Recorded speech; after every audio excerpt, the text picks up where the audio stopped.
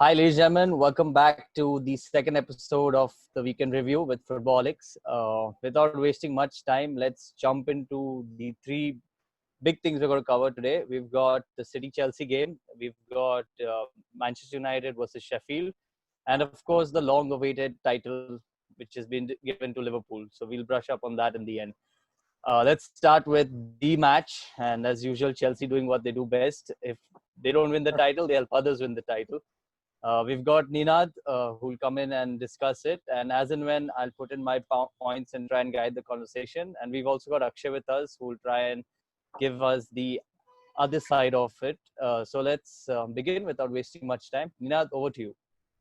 So Chelsea started with Kante at his best position, that's CDM, and it was surprising not to have either Kovacic and Jorginho alongside Kante.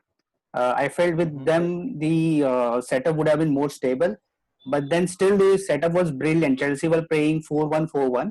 The team was compact and waiting for counter attack with likes of Pulisic, Barkley, Mount, Willian, with Giroud at the top to hold the ball. City, on other hand, started without a recognized striker, interchanging their forward players throughout the game, and it was who they settled into the game quicker than Chelsea. So to start with, City dominated the possession in first half an hour, but couldn't find the goal as Chelsea continued to grow into the match. Chelsea were placed tactically very well. They allowed City to have possession of the ball, but the mids and the defense didn't allow space for City to move the ball within 30-40 yards of Chelsea goal. Mount, again, all these four guys, Mount, Barkley, Willian, Pulisic, were brilliant with the organization. They didn't allow a single space for easy movement of the ball. The lucky break for Chelsea came around 36th minute when there was a mix-up at midfield by Mendy and Gundogan that allowed Pulisic to rush onto the loose ball.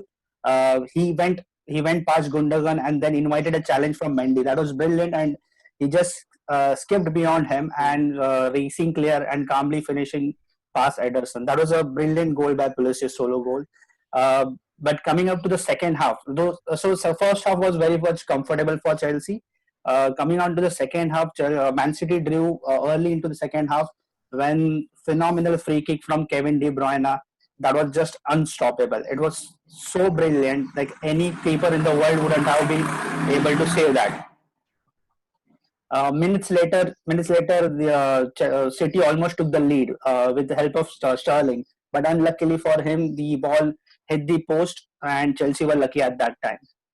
Post that, Chelsea again took control of the game, so there were no chances for City. Post that, Pulisic looked to have scored another goal, but brilliant defensive effort from Kyle Walker ensured that the score remained one line. It was an amazing tackle from Walker, which was along the goal line. It was brilliant sliding tackle by him. Then there was a brilliant run from Willian, which was followed by some again heroics from Ederson and the defense. But thankfully to the VAR intervention, the penalty was awarded to Chelsea, and Willian stepped up to dispatch the spot kick and made the scoreline 2-1.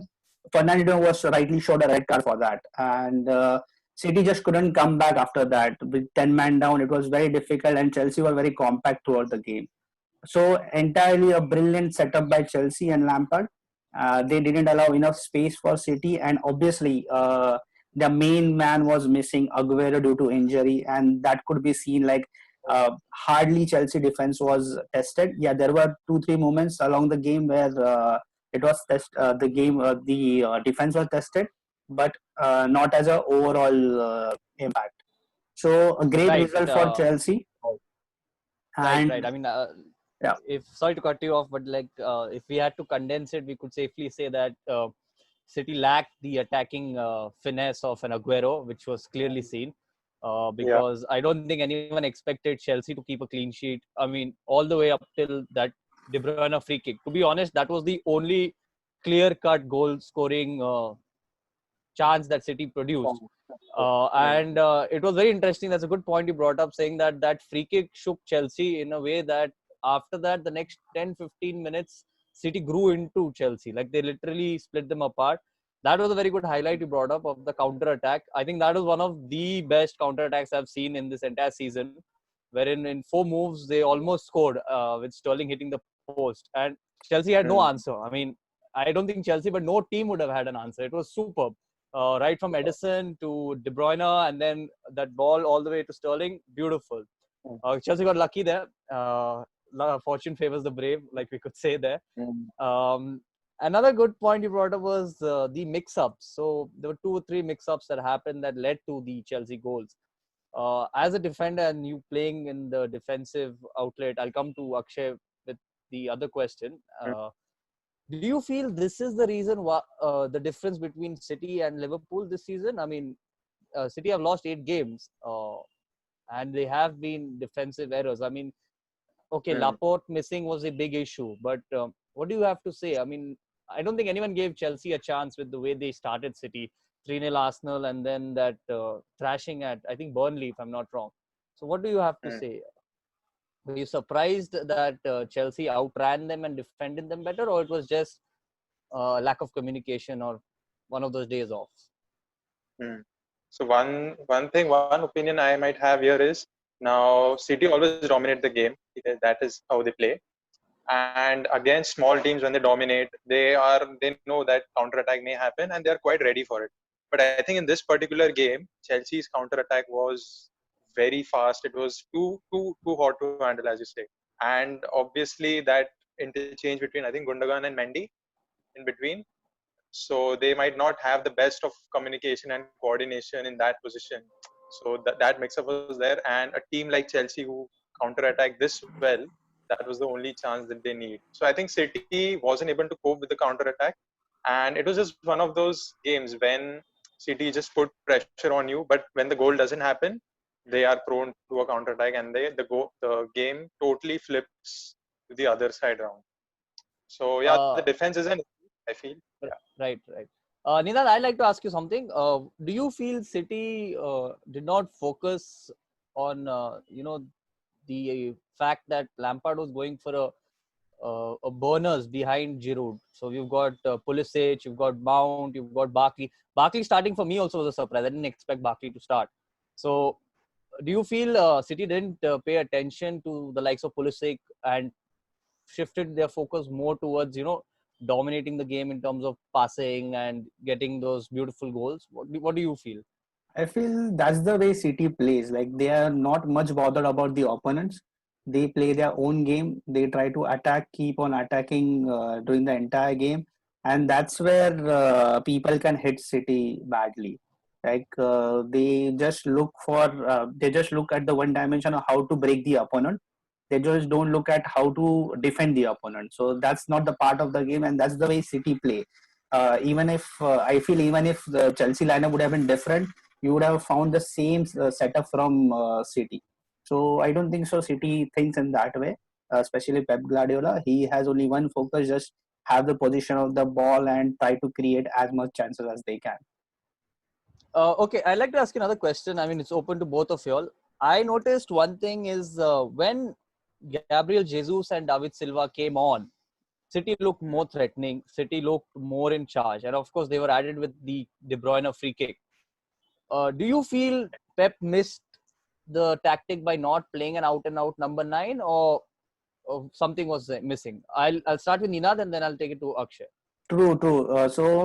As I said in the beginning, like without a recognized striker, the Chelsea defense was not much tested. Like, there was no proper number 9 where a defender would have been like very cautious. Like, there is someone who is always there around them. There's no one to start with. Yes, I feel that with Chelsea's inexperienced centre backs, forward number 9 would have been very helpful for City. That's where I think they missed it. And Akshay, how about you? I mean, you being a box-to-box midfielder and attacker yourself, if you put yourself in De Bruyne's shoes, you've done the most important job. You've got the breakthrough goal. You've got your team back in the game. Where do you feel you were let down by City if you were in his shoes? So I think De Bruyne was looking, now whenever he has the ball, he's always looking for players to run. He's always looking for players like Aguero and Jesus in that central position. You can play the little 1-2s and have a person there who can play with his back to the goal also, so that there is a person he can pass to. He knows he'll hold it and he will play another forward pass, which will help. But I think in this case, not having a number 9 uh, who cannot play to the back to his goals, he had to also rethink. Okay, I should not play this pass in the center. The ball, like easily, the defenders will physically outclass who's there, Sterling and Bernardo Silva.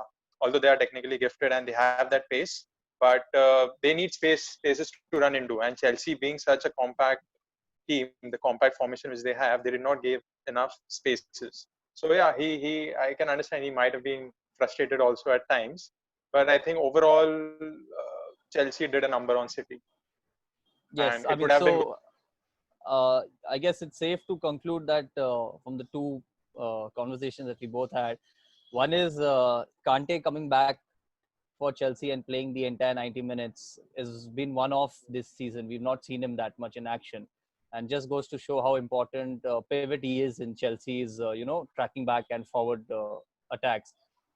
Then the second point that we can highlight is the complete 100% shift put in by all the midfield runners. And we can now understand why he preferred, a Barkley or a Mount over a Kovacic or a Jorginho, who aren't, I mean, yes, they are nimble footed and they can weave their way through, but they're not pressers, or they're not someone who can constantly apply pressure on you, like the likes of Mount or something. He'll constantly pick on you and put pressure onto you. And it's also safe to admit that due to this, City were put on the back foot while passing around, and there was a lack of communication in the first goal, which was clear. And there was a lot of dodgy defending. I mean, of the both teams, you could clearly see that when given an attacking chance, Chelsea were the more likely to score. We had defensive mix-ups at the back, like Ninal mentioned, that beautiful prevention by Kyle Walker. But you don't expect such things from City, right? You expect it to be clean, neat, and also, like you rightly said, Chelsea did do a number on City, and it's safe to say that we've opened up not only top 4, but now the race to top 3 also, dragging Leicester in. So Correct. United fans have got a chance in that. And speaking of United fans, let's give the podium to Akshay and